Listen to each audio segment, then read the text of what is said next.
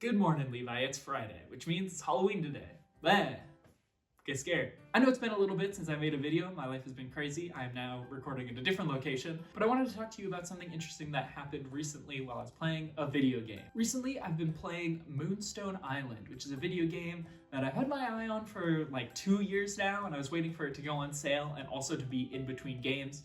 And this weekend, I just got home from a work trip, and I had just finished Silk Song while on the plane, so I figured, hey, why not? Let's give it a shot. And while I was playing it, basically you're on like these big floating islands, and it's very similar to Stardew Valley. It's what I would call a Stardew-like. For the purposes of this video, a Stardew-like is just a farming simulator video game that has relationship mechanics, things like that.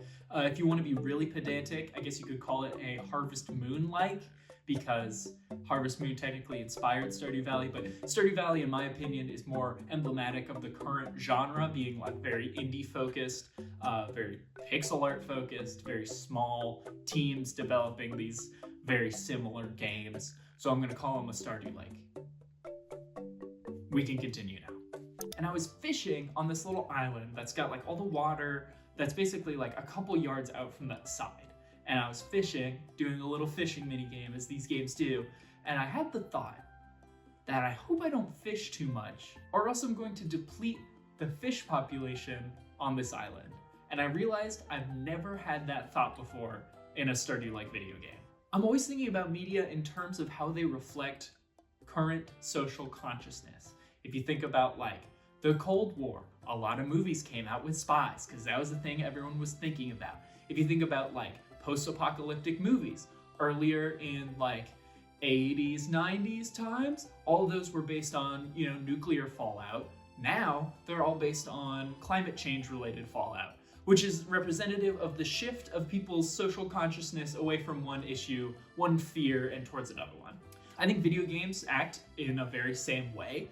They reflect the interests and concerns of the people who make them and the people who play them, especially with video games as a genre, or video games as a medium being very much tied to escapism, I think is fair to say. It's very interesting to think about these games in terms of sustainability, because Stardew Valley-likes give you a reality that is completely independent of your own actions. In the real world, you would have to be concerned about overfishing. Taking all the fish from this very small river that is in this video game, eventually they're going to be all gone. In the real world, you'd have to worry about going into the mines and mining up all of the resources, and now they're all gone. In the real world, you'd have to worry about cutting down all the trees, and all the trees are gone, and they don't respawn every day. Stardew Valley-like games give people access to a world that is independent of the player's actions. It stays consistent. If you farm the same crops over and over again, the land doesn't get degraded like it would in the real world. That'd be crazy. But in the real world, it does, because the actions that humans have consequences, especially when we're talking about how big of a scale human society is on Earth at this point.